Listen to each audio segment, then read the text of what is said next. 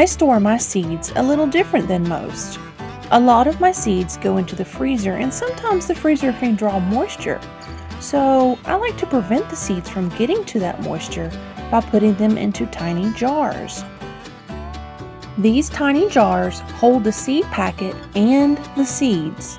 I make sure to put the seed packet into the jar in case there are any special instructions that I need to do before planting.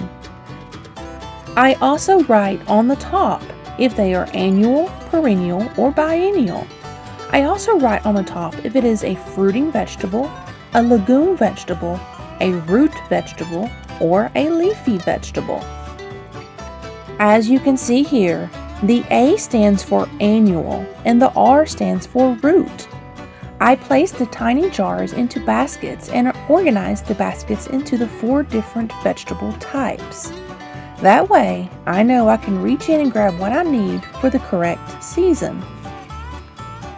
It is important to keep your seeds away from moisture and light. This is one way you can do that. Having seeds and saving seeds is something every person needs to know, especially when SHTF happens. Remember, it's not about if, it's about when. SHTF Survival Homestead Teaching Farm thanks you for watching this video. Please continue to help us help you by liking, sharing, and subscribing.